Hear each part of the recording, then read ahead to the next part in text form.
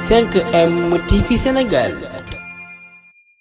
mbokk yi siifur 5M TV Sénégal dal leen ak jàmm. sëñ Abdou Lahad Mbacké Gaïndé Fatma moom nag Sénégalais yi ñu ngi koy sànni ay xeer ginnaaw bi nga xamee ne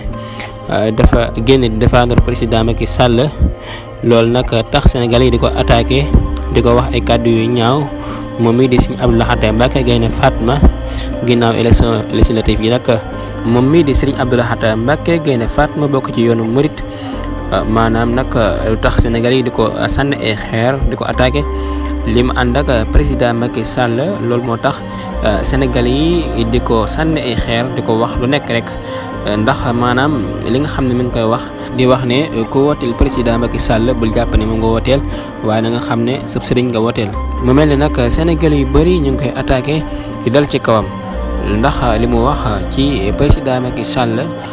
ne ku ko wooteel rek sab sëriñ nga wooteel sëriñ nag liñ ci xamoon mooy koo xam ne dafay tëdd njaaxaanaay maanaam du far fenn maanaam bu fekkee daa far fenn rek mënul àtte ab xeex ndax ku far fenn mënoo àtte loolu nag dëgg yàlla dafay delloo ginnaaw pas-pas taalibe koo xam ne dafa ñëw jébbalu ci yow pour mën a ànd ak yow jaamu yàlla yow nga koy wax loo xam ne nekkul loolu moo taxoon mu dugg ci yow xam nga ne loolu bu fekkee ki nga xam ne moo jébbalu ci yow dafa am xel bu yàggee mën naa dellu ginnaaw wala sax mu jiima xooli keneen loolu nag nekkul loo xam ne mooy rôle sëriñ li nga xam ne mooy koo xam ne dafay jaamu yàlla di teg ñi ci yoon waaye nag am na loo xam ne moom nit ki moo ko moomal boppam soo ko bëggee imposé loo xam ne maanaam moom bëgg ko day xaw a metti lool ndax maanaam woote moom da ngay xool ki nga xam ne moom la day nga ànd ak moom loolu bu fekkee da nga nekk sëriñ maanaam wuroo wax ne nañu wotal diw ndax maanaam xamoo ba xam ki nga bëgg mu woote ñu wotal ko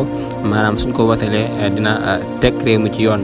loolu nag nekkul loo xam ne mooy rôle sëriñ kon mbokk yi jox leen dig daja beneen incha allah ci 5M TV Sénégal jaa ngeen jëf ci ànd beeg 5M TV Sénégal. 5M TV Sénégal.